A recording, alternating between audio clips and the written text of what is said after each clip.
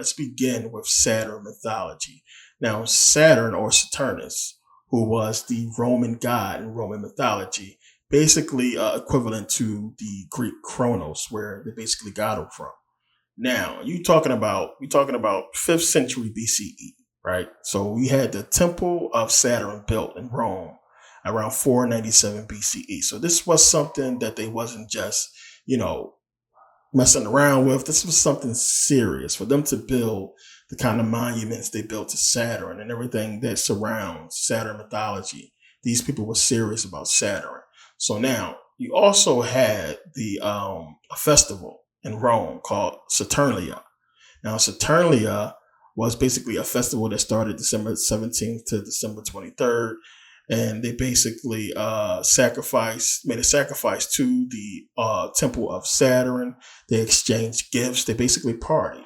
Now, Saturnalia was also called the Festival of Light. They basically lit a bunch of candles that celebrated their quest for enlightenment, their quest for knowledge and truth. Now, also, after the festival, you had the birthday of the unconquerable sun, which was December 23rd. So, this all goes into the whole winter solstice thing. This goes into Jesus and the whole Jesus mythology about him being born December 25th. It's not a coincidence that the birth and death of Jesus is right around the same time when you get into the winter solstice. So you have Jesus dying on the cross of the zodiac and rising again, with the whole rising of the sun after the winter solstice. Remember, the sun is dead for a couple of days, then it rises again, symbolizing rebirth. This is what all this stuff is talking about. This is what it's getting into. But there's more to this because you got to understand which sun is talking about. You got to understand what Rome was really about, what their place was, what they was trying to do as far as getting out of the ancient world and bringing into place a new kind of, let's say, mythology or a new kind of way to spread their rule. And it's basically what took place when you have Christianity come into place, which we're going to get into. So after they celebrated the birthday of the unconquerable sun, they celebrated the renewal of light, which was basically New Year's. So the Romans basically celebrated these things for over 500 years until Christianity came into play and basically, outlawed everything and said everything was pagan and devil worship or what have you. Even their own worship, even the documentation of them being pagans or what have you, Christianity came into play, and then we eventually get Christmas and New Year. So this is basically where this stuff comes from. It all really goes back to Saturn. So now we already know that they worship Saturn as a sun. Now, the thing we're going to get into in this video is you have to understand, when was Saturn a sun? And a lot of people will tell you, and from a lot of books that you will read, that Saturn was a sun that wasn't that long ago. Now, you got to think about it. If they was worshiping Saturn back in the 5th century BCE, that's not that long ago. That's in human history, recorded history, so to speak. They was worshiping Saturn as a sun. So think about it. It wasn't a telescope wasn't invented until like the 17th century. So they obviously was seeing something that pertains to Saturn, and it was something about Saturn that they seen that made them worship it. Besides, just the rings. And this is what we're going to get into, because you got to understand about this Saturn as a sun and what it really pertains to. And a lot of times, what you're going to find out in this video as well, when we think it's talking about the sun that we know of today, it's talking about Saturn. So then they had to have been able to see Saturn from Earth. And when you pay attention to the other planets that they are obsessed with in the occult, particularly Mars and Venus. Now, I mentioned before, Venus, when it goes into its 8-year cycle, it does so in the shape of a 5-pointed star. And we know the 5-pointed star is associated with, Satanism. It's associated with witchcraft. It's associated with Lucifer, the light bearer. And we know when a lot of people see this is immediately what they run to. Now, also, what a lot of people don't realize is Venus and Mars aligns with Saturn to give us this, to give us the great light, to give us the bright star. This is a very ancient symbol that you're going to see a lot in this video, and you're going to see a lot in the ancient world when you look. Now, also, during the formation of these three planets, of the planets aligning, you get this symbol of the crescent and the star. And again, this is another symbol that we see a lot in the ancient world. Now, most people, when you see the crescent and the star, you got to understand which one you're looking at. You got to understand if you're looking at ancient world symbol, which is what we see commonly in ancient Mesopotamia. You see this with the Assyrians, the Babylonians, or what have you. The formation, the beginning of the formation of these planets. But then you also get the crescent and star when you're looking at the moon and the sun, which alludes to a lot of stuff in Islam, as I talked about before. Two separate things. And this is something that confuses a lot of people in their research. You got to understand what it's talking about. And if you don't understand about this formation that takes place and about this bright star, remember, Venus is the bright and morning star. But you got to understand about the bright star and why they call it the bright star and what it all pertains to, which we're going to get into. Now, a lot of you have seen this before. Now, the Assyrians and the Babylonians, just like the ancient Egyptians, they left behind a lot of clues, a lot of artifacts that we can still see today. Now, in this depiction, you see the seated man. You see these three men, and you see this wheel. Now, when you look at the wheel, look at the power coming from it. Look at the shape, the design it's in. It kind of sort of resembles the morning star I just showed you with the alignment of the planets. Now, to a lot of people, it represents Saturn. And when you look at the wheel, when you look at that alignment, it kind of sort of looks exactly like it. So there are other things in this whole picture as well. When you look at the wavy lines on the ground, when you look at the waves in the body of the seated man, as well as the third man in line, they have waves in their bodies as well. Now, a lot of people believe that these waves represent energy, power. You see the waves on the wheel as well. This is supposed to represent the power of Saturn, the energy that Saturn is supposed to be putting out, and how it's affecting us in reality. Now, the seated man is supposed to represent Shamash. Shamash is the Babylonian sun god who is associated with the planet Saturn. So now when a lot of people see this, this is something that a lot of people do not put together, the association of Shamash and Saturn. So now a lot of people in the ancient world said that Shamash represents Saturn, and Saturn being the dark star. It was another name they had for Saturn as the dark star. This is something that you'll find throughout the ancient world, and in a lot of readings, you'll hear people refer to Saturn as the dark star, being like this sun that basically puts out the same energy, has the same effects on the planet as the sun that we know today, the morning sun. But this sun has the same effects, but also other effects on the planet. Remember, we can't ignore back in ancient times how much they worshiped the sun or Saturn. So supposedly there were two suns in the sky. This whole second sun that they are referring to was supposed to be the sun we know today. The sun we know today is the second sun, and the first sun is supposed to be Saturn. Now, the symbol that the seated man or Shamash is holding in his hand is supposed to represent Thorazaz. Now, Thorazaz is a symbol that is seen all throughout the ancient world. You'll see it a lot. When you understand it, you'll start pointing it out a lot more. Now, Thorazaz is associated with monsters. It's associated with giants. It's associated with the god Thor and Mjolnir, Thor's hammer. And we know that these things are supposed to represent power. Thor's hammer has electricity. It's a powerful weapon. Thorazaz is also associated with the planet Mars. Now, again, these things start to come together when you start paying attention. And as I said, this glyph, this picture has a lot of stuff in it that we can't get all into right now. But when you look at it, you also see the same type of representation in ancient Egypt. So the Assyrians and the Babylonians was both trying to tell us the same things, as well as a bunch of other cultures around the world. They was trying to point out something, and it pertains to Saturn, as we'll get into. But now, I want to read from David Talbert's book called The Saturn Myth.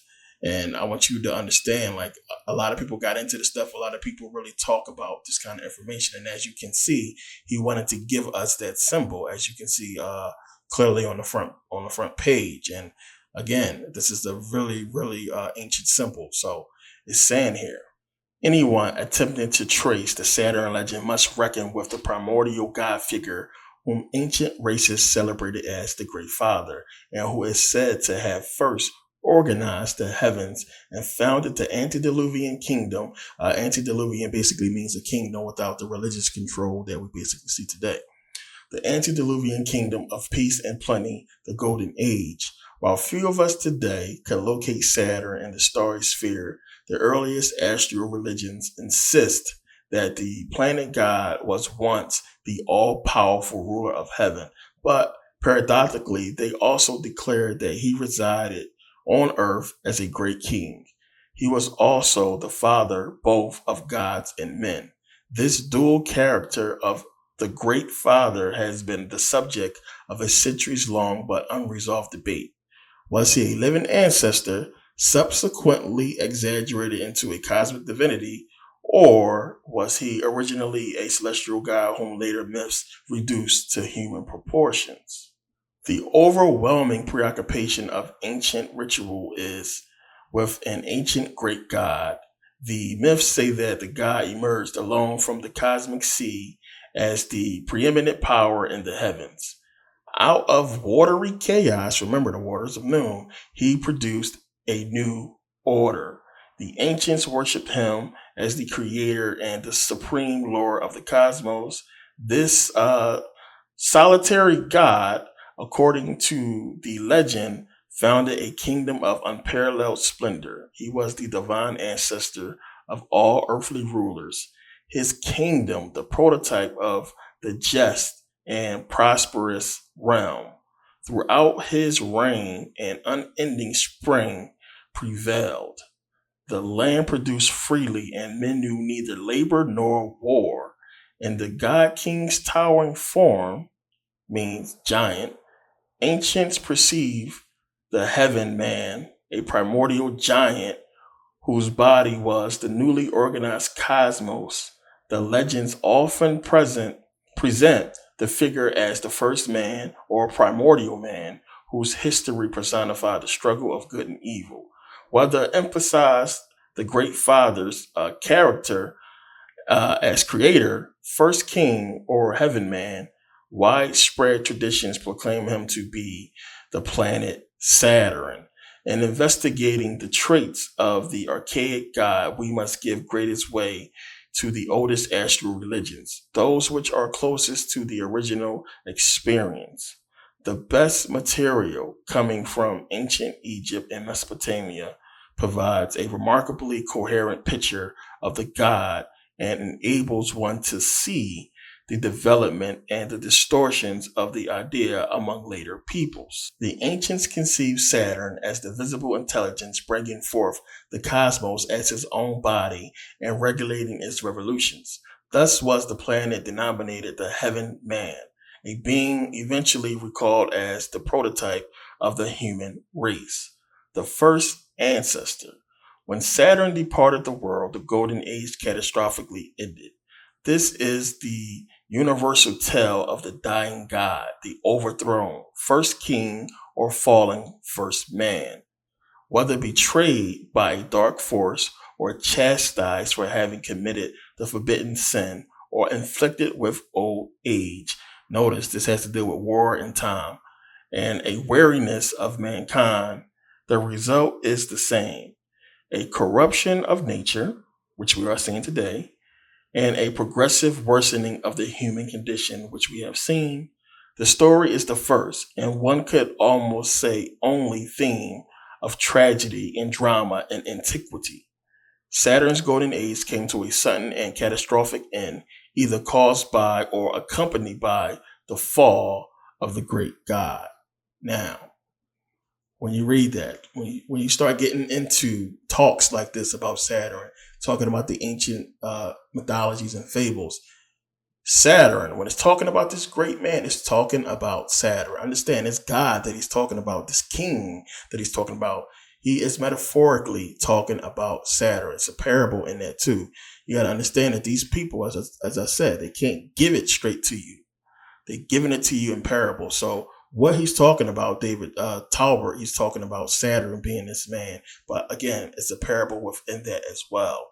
Understand, everybody talks about this war. So when I say this to you, that in ancient times, they was talking about this war that happened. They was talking about the planet being at peace and stuff like that. Things were good. Something happened.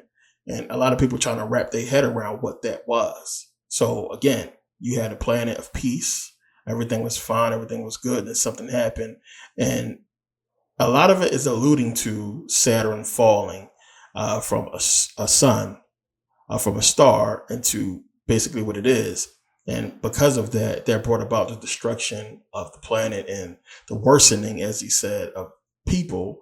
And this is something that you are definitely going to see. I'm going to get into in this video as well. Now, when you get into this whole thing so far, when we talk about Samaj, when you look at the depiction of these giants, and I talked about this before, I believe that there was giants here. Everything in my research shows me that that's true.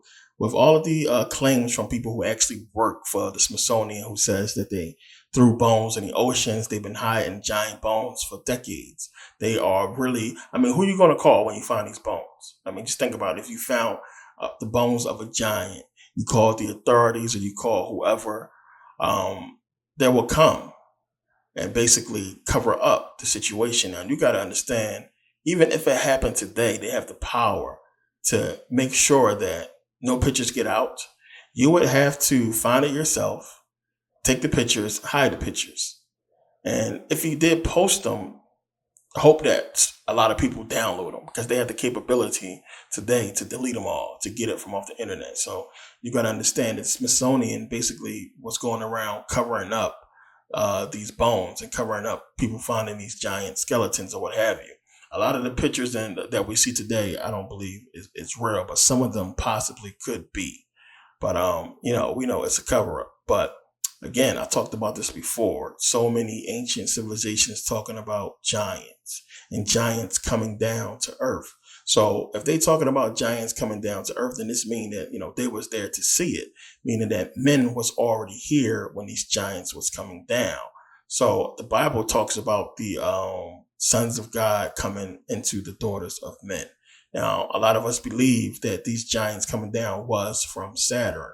This is where they came from. And that they came down here and they set up kingdoms. Now, again, we wasn't created here. We was obviously created somewhere else, and we was put here for whatever reason. And whatever happened, happened. But these giants at some point must have came down and they began to set up, kingdoms and rule. And so whatever happened to them happened. So again, the sons of God coming into the daughters of men, as I talked about before, it's not uncommon to see this as being possible, as these regular men that was already here on Earth having children, and then these giants coming down and having sex with them. As I talked about, they say that these giants range between 7 and 30 feet tall. These are some huge beings. It's not inconceivable to see a 7 or 8 foot man having sex with a regular woman, as I showed you before with Shaq and Hoops, Yao Ming and his wife. You're talking about really tall people, even Manute Bol and his wife, really tall people that exist, that we know exist, having sex with, even shorter than average women. So it's not uncommon. So a lot of people believe that they came down, they set up these kingdoms, and they did bear children with regular human women, and they would be the heir to these kingdoms. So again, this is stuff that is, one, they try to hide, but you find it in so many different places in antiquity about these giants coming down, to the planet. Now, obviously, something happened to those ancient civilizations. Something happened that caused things to go from one way to, to another. So now we are basically left with a bunch of artifacts and a bunch of evidence, but really we don't have the complete picture. We're still trying to put it together. So a lot of us are still left wondering, what the hell happened? What's going on?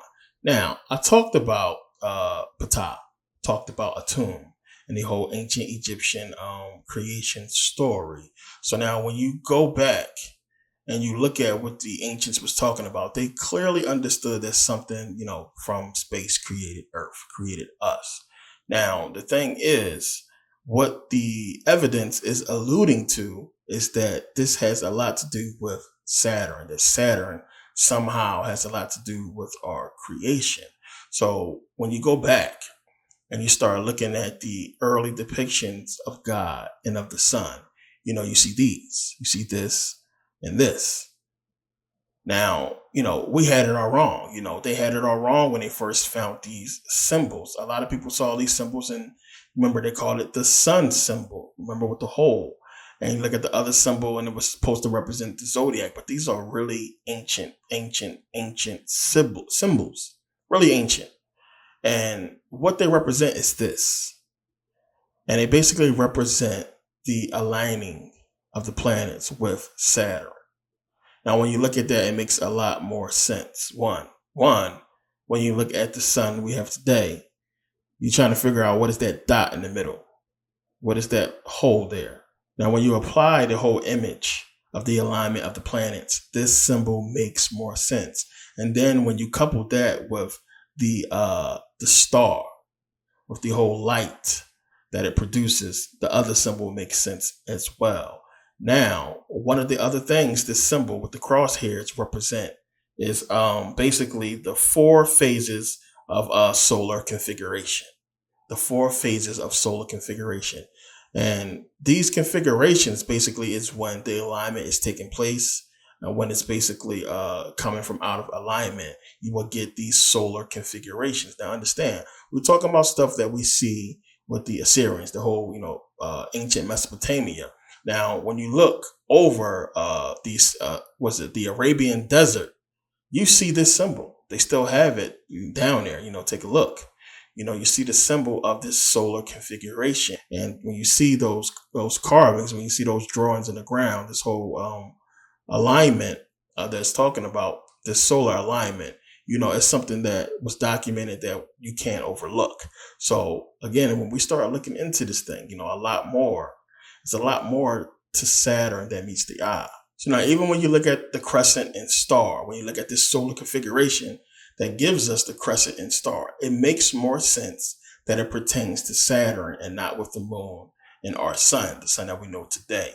Because one, when you look at Islam, we're talking about the worship of the Kaaba, and they're walking around the Kaaba. The Kaaba is the black square. We know the black square has to do with Saturn. It is unmistakable. So again, what you're going to find, and I'm going through this because what you're going to find, as I said, is a lot of the things that we pertain to the sun we know of today does not equate to that. It is talking about Saturn as a sun. So now, here's the thing. And this is one of the things that will confuse you. And unless you one of them people that really do really deep research and you really question everything. This is why I question everything that they tell us, even the books that I read. I go and do the research and I question the sources. Excuse me, because you have to. Because a lot of people, even the excerpt that I gave you from David Talbert's book, it's a lot of misconceptions in there. A lot of stuff that he don't understand clearly and a lot of mistakes. But when you a person that really research, you get this stuff. But what is known in esoteric circles, deep in esoteric circles and deeply in the occult, is that the ancients, the people who was in the mystery schools, the people who really understood this information, their day began at night. Plain and simple. That makes a whole lot more sense when you hear that. Their day started at night. There's no way you can catalog and calculate the heavens, that you can, deify the things that they deify, like the moon and the sun. You get what I'm saying now? It makes more sense. Unless you begin your day at night. Because one, the sun that we know today, the sunlight, basically hid everything. The heavens or, space didn't really reveal itself until the sun went down. You start to understand what the Book of the Dead is talking about more, going forth by day. What it's talking about is alluding to the sun going down. We'll get into this a lot more later.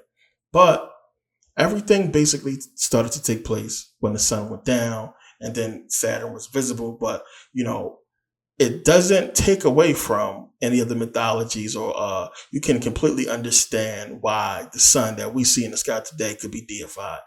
Make no mistake, it's not a mistake that it is deified, because it has the power that it has, as I talked about in the previous video. But when you understand that the ancients, that they begin their day at night, and that Saturn was also a sun, that there was two suns, when you understand this, a lot of things start to open up for you in your research, and things start to make a lot more sense. And you start to see that, wait a minute, a lot of stuff that we ascribe to, the sun we see outside today is really talking about Saturn, and Saturn during the time it was a sun. And that becomes a lot more clear the deeper you go into the ancient world. So again, almost every time we're looking at a depiction or something alluding to our sun in ancient times, it's not talking about the sun in the sky today. It's talking about Saturn as a sun. It's really important that you understand that this is a big deal, really big deal.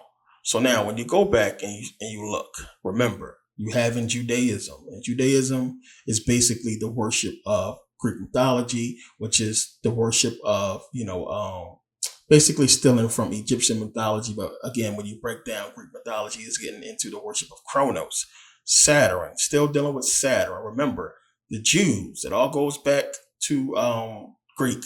Remember, as I pointed out in my videos, how the Greeks, Ptolemy II Philadelphia is how they created Judaism or what have you.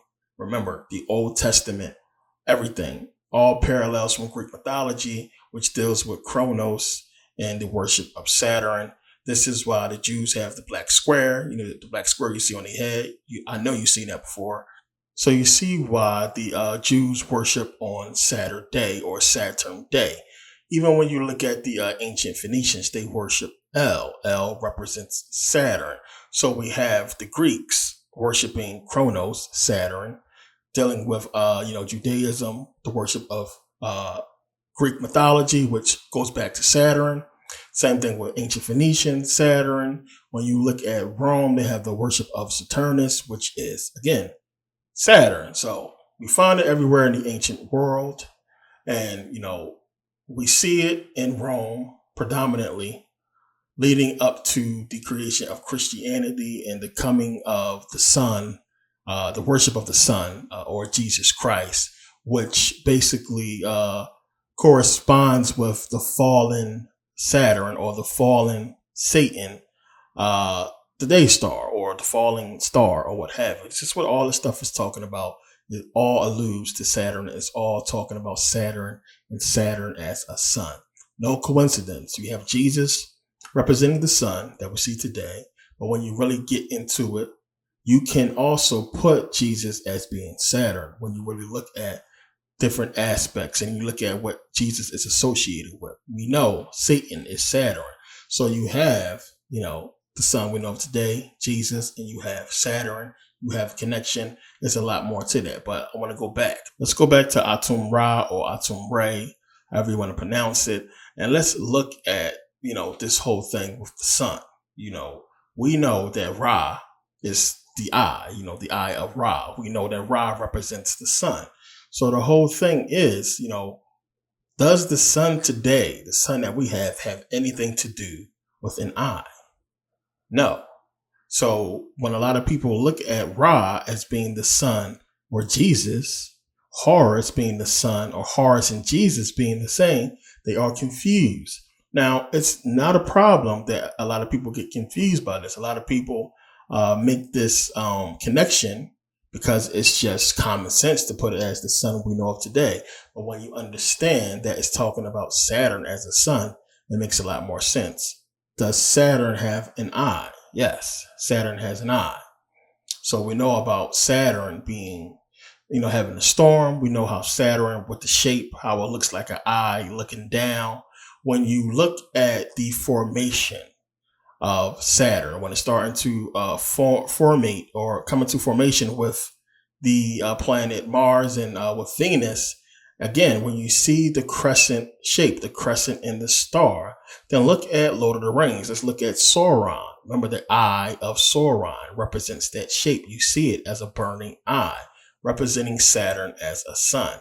Remember, Saturn, the Lord of the Rings.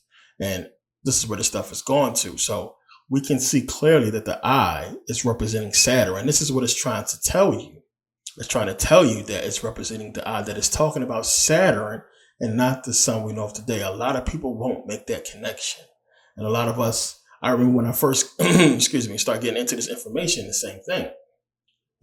I had in the back of my head, well, Saturn as a sun, it does make more sense.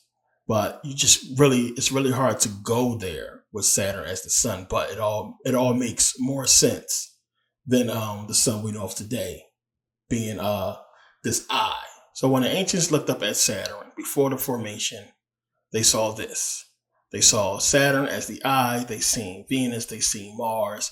And we know that the ancient Egyptians love to connect the dots. They love to draw things out of the stars or what have you. So the ancient world, again, was about Saturn and Saturn as a sun. Now, I talked about in Saturn Satan Part 1 about Saturn being in the Bible. When you read Acts 7:43, it says, "Yea, ye took up the tabernacle of Moloch, and the star of your god Remphian, figures which ye made to worship them, and I will carry you away beyond Babylon." Now, did we not just look at, Babylon or ancient Mesopotamia, Syria, and see these symbols and see that they worship Saturn? Remphian is Saturn. This is what it's alluding to. And when you look up, you can just Google it, Remphian, you'll see it. You'll see what it's talking about. You'll see the star, the so-called Star of David, or the Star of Saturn. You'll see Moloch. When you look at the talisman of Saturn, you'll see Moloch on one side. You'll see the star. Now, remember, Moloch, they sacrificed babies to Moloch. Remember, Kronos, he ate babies. Whenever you see the depictions of that old man eating the baby, that's Kronos. It's the same thing. It's alluding to Saturn, the same stuff. So we know that the star is supposed to represent Satan, that whole five-pointed star, what have you, and it represents Satan because Satan is Saturn. This is what it's all talking about. When you look at the back of a dollar bill, when you look at the crest on the back with the pyramid, you put a star over it. Same thing. You have the star of Saturn. You have the eye of Lucifer, the eye of Satan, the eye of Saturn. Same thing when you put an eye over the layout of Washington, D.C. When you put that star there, you have the star of Saturn. The eye represents, same thing, Lucifer, Saturn, Satan, what have you. But the eye goes over the Scottish Rite Masonic Lodge, as I explained before. So all of this stuff is going back to Saturn. Now, it's funny how when Saturn fell as a star, because it used to be worshipped as a star, everybody in the ancient world worshipped Saturn as a star. When it fell as a star, everything changed. The ancient world was over. Everything was different.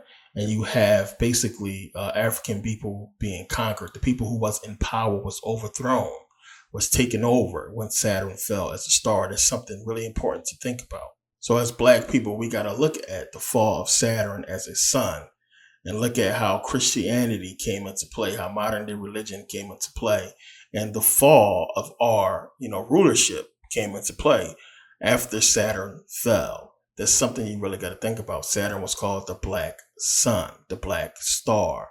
And everybody deeply that's in esoteric studies gets into this, black and white. A lot of people who are really in the know understand the power of Saturn, and that the powers that be have, consequently changed this stuff into Satan. So that if you was a person who was curious, and you was trying to research this stuff and you start getting into this information, guess what you're going to keep running into? I talked about this in my earliest DVDs. Every time I was studying, I kept running into Satan. Every time I got somewhere, I kept running into Satan. And when you run into Satan as a religious person or a person who is not fully conscious, you run back to the Lord. You run back to that Bible. And it's exactly why it was designed that way, to keep you running back. And the thing I kept thinking about was, Satan is real. Satan is 100% real. These people are talking about Satan, Satan, Satan, Satan. me not understanding, what it all is. It's talking about Saturn. So we as black people got to understand when Saturn fell as a sun, we had the rise of Christianity and modern day religion, us thrown into slavery, our lands conquered, everything taken away from us. So what was it about Saturn that kept us in power? Talked about this before, you got to think about one, the possible effects that Saturn as a sun can have on melanated people. Just think about us absorbing that kind of light. What would it do to us? What would be possible? What would be possible for us to do with that sun present? And we don't know. We don't know. We don't know what that's really about or what's going on with that. So it's something that I have looked into for a long time, and I understand it's a lot of plants and animals extinct since that sun died out. There's a lot of things that's not around no more, a lot of things that do not grow because of that sun, being gone. So these are things that I look into because everything changed. The whole entire world changed. The ancient world was done away, and you had the rise of European power and the takeover of the Europeans when Saturn fell as a sun. Now you got to pay attention to who is good and who is bad. So when you start digging into Saturn and it's alluding to all the satanic stuff, but then when you realize that, the Europeans came up with Christianity and these religions that they supposedly worship, but behind closed door in secret, the esoteric meaning, the hidden meaning, the parable of what they're researching and worshiping alludes to Saturn. But Saturn as a sun, or Saturn as the way it is now. Now it comes into play. It starts to make a lot more sense when you see the worship of Saturn now, the way it is now. What is Saturn doing now? Think about that. Saturn is broadcasting time, as I talked about. Distorting this reality. They are celebrating it. Look at how, as I talked about before, all of these corporations have that Saturn logo. They are celebrating the Saturn now because the Saturn that we see today with the rings represents the destruction of us. It represents their power. It represents the fall of the ancient world and the rise of European power. Plain and simple. This is why they worship it. This is why they use it. Now today, there's still a lot going on with Saturn.